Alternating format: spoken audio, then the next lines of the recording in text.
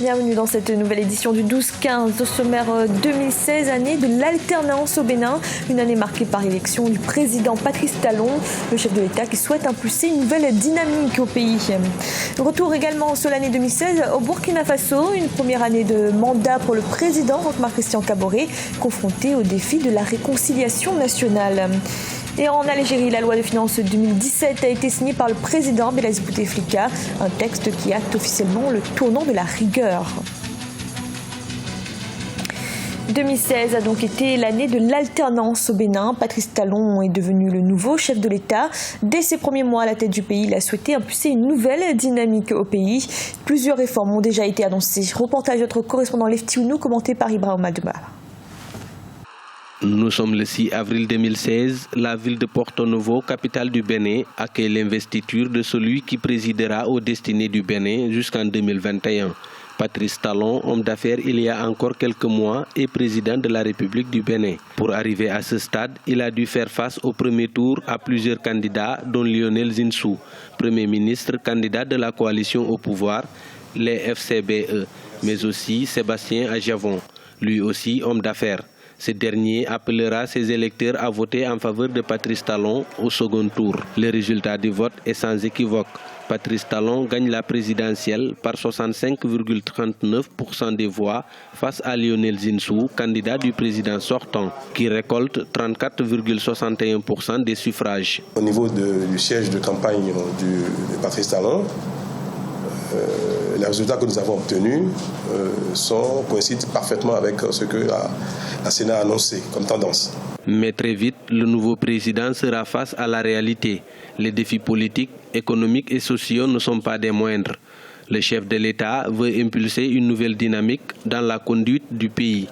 C'est dans cette atmosphère de réforme qu'éclate le 28 octobre 2016 l'affaire des 18 kilos de drogue trouvés dans un conteneur au port de Cotonou. Principale mise en cause, Sébastien Adjavon, soutien de l'actuel chef de l'État au second tour de la présidentielle. Il sera ensuite relaxé pour insuffisance de preuves. Merci pour vous, merci pour le Seigneur. Je dois vous demander de vous calmer, sinon nous n'avons qu'un seul pays.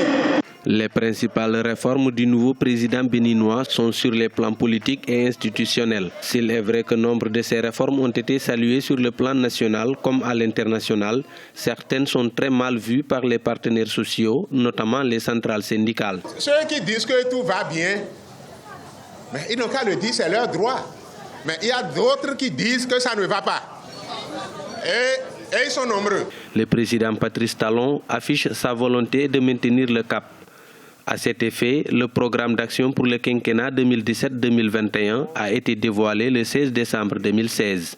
Un programme dont le financement est estimé à plus de 9 000 milliards de francs CFA.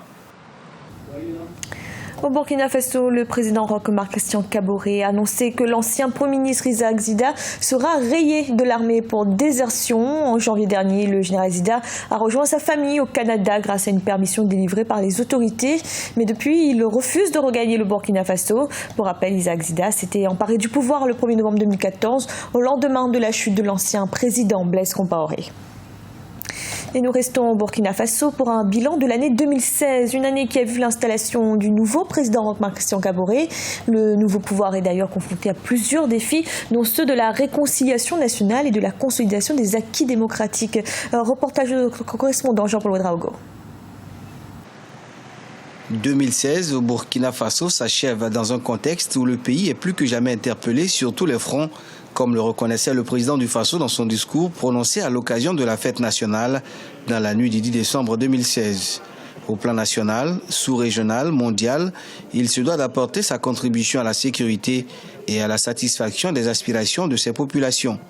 Du reste, c'est une année riche de faits politiques, à l'instar du rétablissement de l'ordre démocratique, la tenue des élections présidentielles, législatives et municipales des 29 novembre 2015 et 22 mai 2016. Des acquis démocratiques qui restent perfectibles, certes, mais qui ne manquent pas de satisfaire les Burkinabés. Nous avons dit que la décentralisation sera un axe important sur lequel Roch va insister avec son gouvernement.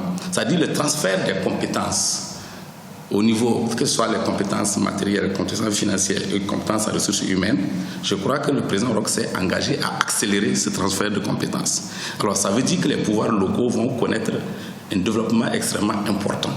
Le pouvoir du peuple, par le peuple et pour le peuple, ça c'est l'expression de la démocratie. 2016 aura également été l'année d'une véritable culture démocratique. Dans le respect des libertés et des opinions, le pays a vu la naissance de plusieurs cadres d'expression, de partis politiques et tout récemment de coalitions politiques. On notera entre autres la coalition des forces démocratiques pour un vrai changement et la CODER avec à sa tête l'homme politique Ablassé Ouédraogo qui n'a de cesse prôné la réconciliation depuis sa création en septembre 2016. Tant qu'il n'y a pas des efforts pour rassembler les Burkinabés, pour les remettre en confiance entre eux, aller vers la réconciliation nationale, il sera difficile pour le pouvoir actuel de pouvoir conduire le Burkina Faso vers les lendemains meilleurs. Je pense que tant bien que mal, le Burkina essaie quand même de faire avec la situation en essayant, avec la contribution justement de la communauté internationale, de pouvoir conjuguer un certain nombre d'efforts et pour pouvoir rassurer ceux qui habitent le Burkina Faso, mais également ceux qui voudraient éventuellement venir investir. Et ça, c'est très important, je pense. À l'orée de la nouvelle année, les Burkinabés dressent un bilan assez satisfaisant de l'action politique en 2016.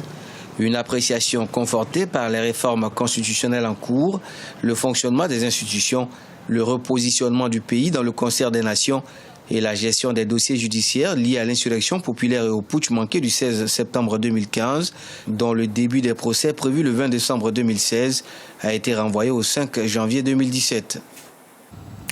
La première ligne de train à grande vitesse du continent se construit actuellement au Maroc. Le TGV devrait être prêt pour 2018. Les travaux sont terminés à presque 85%. Le projet a coûté près d'1,9 milliard de dollars. Le pays attend d'importantes retombées économiques. Cette ligne à grande vitesse permettra de relier Casablanca à Tanger, les deux pôles économiques du pays. En Algérie, le président Abdelaziz Bouteflika a signé la loi de finances 2017, un texte qui vient officiellement acter le tournant de la rigueur. La loi est établie sur la base d'un prix référentiel du baril de pétrole à $50. Elle prévoit notamment une hausse généralisée des taxes. Corinne Candem. Le président algérien Abdelaziz Bouteflika a posé sa signature sur le texte de loi de finances 2017 ce mercredi 29 décembre.